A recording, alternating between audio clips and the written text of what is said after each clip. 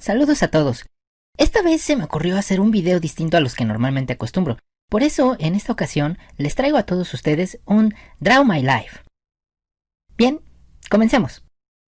Nací un 30 de noviembre, de nacionalidad mexicana y siendo hijo único. Mamá era ama de casa y papá trabajaba en... Me acabo de dar cuenta que nunca supe de qué trabajaba papá.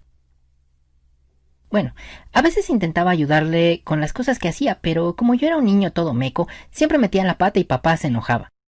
Era un hombre algo temperamental. Le gustaba que las cosas se hicieran bien y rápido, y por lo general prefería hacer todo él solo. Como me daba miedo que me regañara, cada vez me acercaba menos a intentar ayudarlo, hasta que dejé de hacerlo de manera definitiva. Como buen hombre que trabajaba 8 horas diarias en un trabajo que detestaba, siempre llegaba molesto a casa. A veces parecía que, para desahogar su coraje, inventaba razones para castigarme. Así que, para evitar eso, siempre que papá llegaba del trabajo, yo corría a encerrarme en mi cuarto donde me la pasaba horas viendo caricaturas en la tele. Pero era un buen padre. Me llevaba a la feria, al parque y a comprar helado. Tenía problemas de alcoholismo, como cualquiera, bastante normal. En general, yo no prestaba mucha atención a los problemas de mis padres, pero un día papá hizo algo que le molestó mucho a mamá. Pelearon y se fue de la casa. O lo echaron de la casa, no estoy seguro. Regresó después de como 3 días y se volvió cristiano. ¿No han notado que pareciera que para ser cristiano te pidieran de requisito haber sido exalcohólico, exdrogadicto o servidora sexual? Curioso. Bueno, continuemos. En la escuela yo no era precisamente popular. De hecho, era todo lo opuesto a popular. Los nerds no se juntaban conmigo porque decían que los hacía ver mal. Así que mis únicos amigos eran los personajes de las caricaturas que veía, y de los cuales me gustaba fantasear que yo también formaba parte. Obviamente eso no ayudó a volverme más sociable, pero al menos evitaba que me sintiera solo. Y, mientras pasaban los años, papá se metía cada vez más en la religión. Al principio parecía algo bueno, pero como pasa con el alcohol, el exceso nunca es bueno. En aquel entonces yo era muy fan de Pokémon y tenía una colección de juguetes y tazos de la serie. Papá, en un arranque de fanatismo religioso, tiró toda mi colección de Pokémon a la basura, alegando que eran satánicos. Eso repercutió en que yo gradualmente empezaría a sentir un profundo desagrado y temor hacia la gente religiosa, incluso hasta el día de hoy.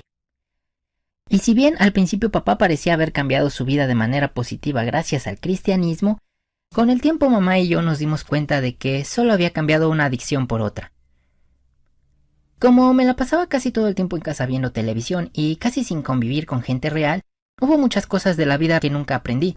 Además de que al ver tantas caricaturas mi vocabulario era bastante escaso, pues en estas no te enseñan a maldecir, y en un país como México, donde el lenguaje florido y el doble sentido son el pan nuestro de cada día, eso te convierte en blanco fácil de las burlas. Y si a eso le sumas el hecho de que yo estaba entrando a la secundaria presentando inicios de acné y un aspecto físico bastante peculiar, pues básicamente fue como si un venado se metiera a pasear a la jaula de los leones. Mientras yo estaba cursando la jungla despiadada que era la secundaria, a papá lo despidieron de su empleo. Y siendo ya un hombre mayor y sin estudios, tuvo que aceptar cualquier empleo que se presentara. Pidió diversos préstamos al banco, pero como tuvo que aprender papá por las malas, siempre hay que leer las letras chiquitas antes de venderle tu alma al diablo. Eventualmente papá fue perdiendo su fe en el cristianismo y recurrió de nueva cuenta al alcoholismo. Un buen día, papá y mamá fueron a una fiesta navideña con unos amigos y esa se convertiría en la última borrachera de papá.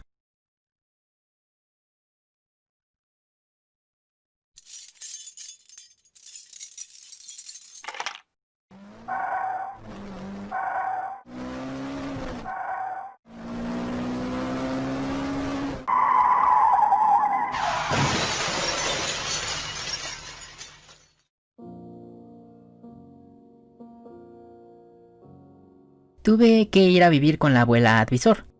Era una abuela típica en realidad, le gustaba hacer toda clase de guisos extraños.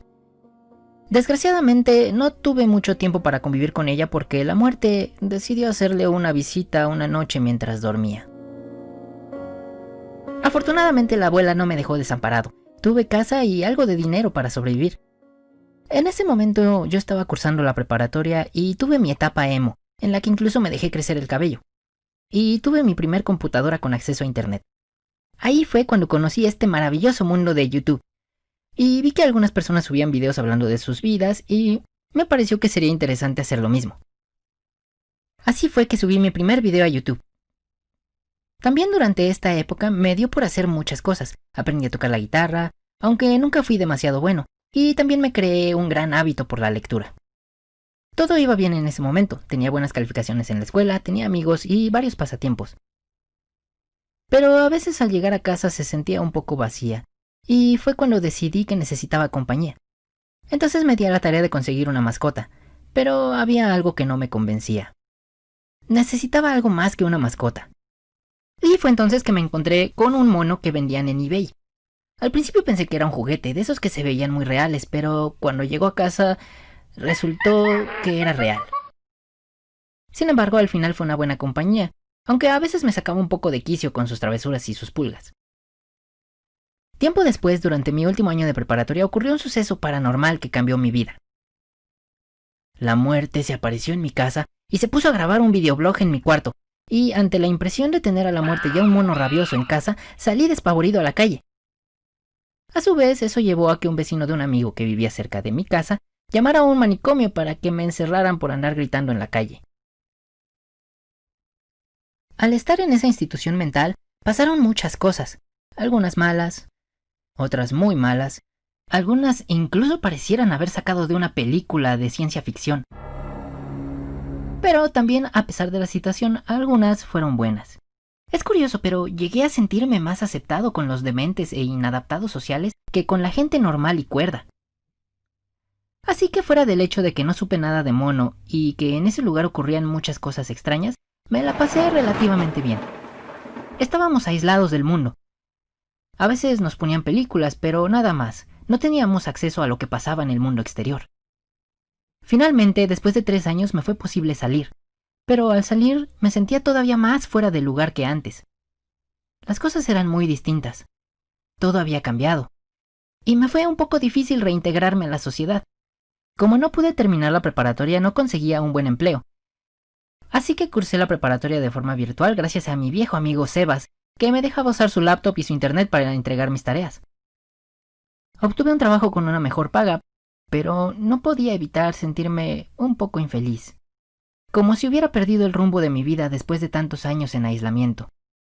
Luego, una noche, no sé cómo, pero Mono logró regresar a casa.